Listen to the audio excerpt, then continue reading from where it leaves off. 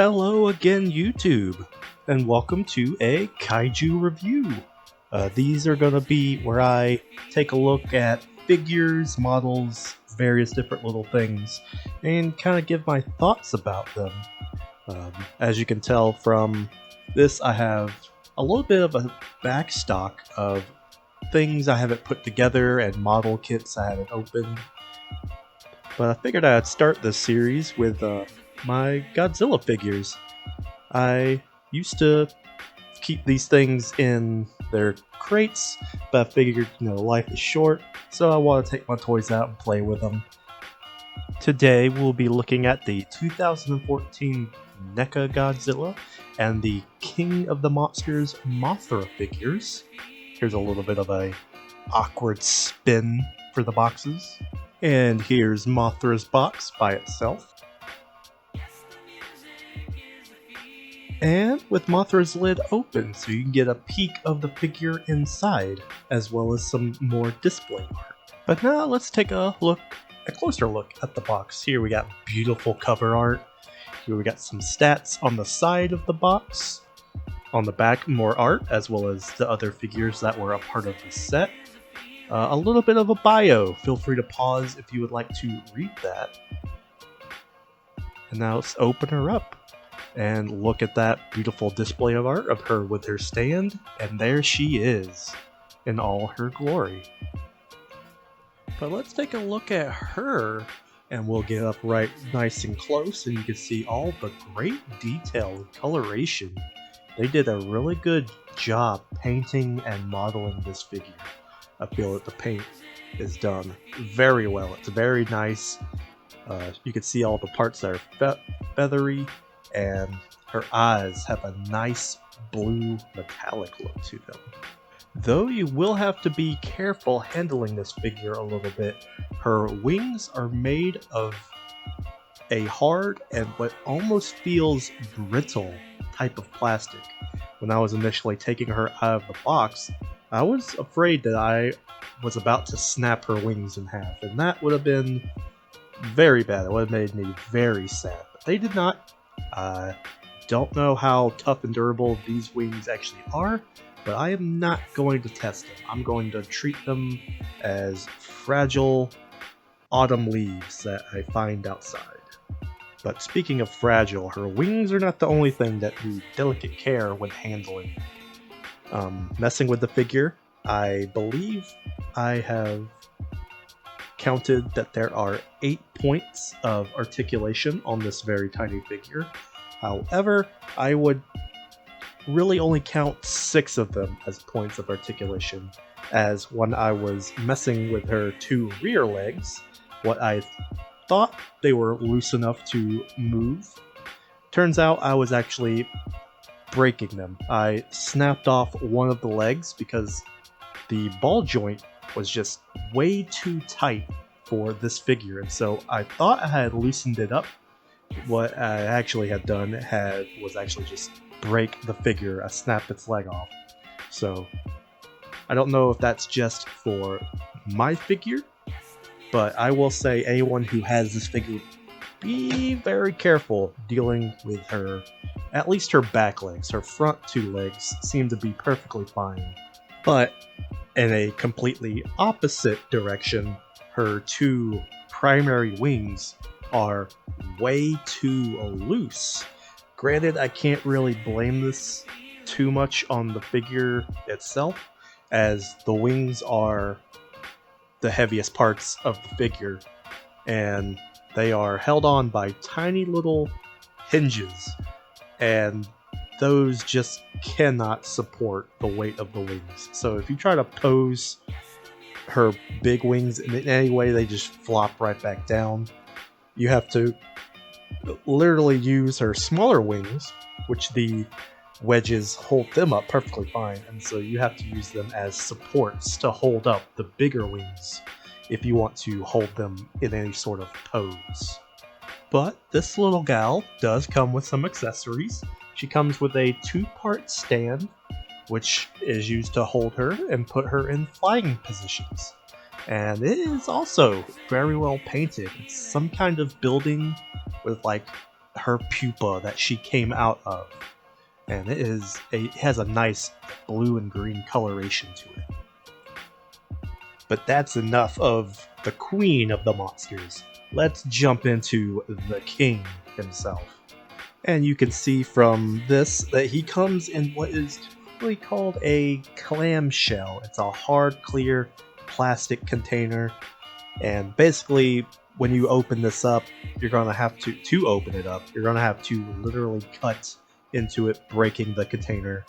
And so there's basically no real way of using it as storage again, especially once you put the tail on this thing. I don't think he can even fit back inside the clamshell.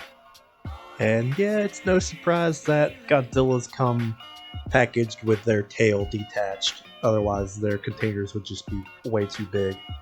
And so a little bit of advice for when you are messing with your Godzilla figures: to put the tail onto them, don't try to dry fit it into the socket. You're going to want to warm up either the ball joint or the extension socket with like some warm water for a couple seconds until it gets, a little bit flexible.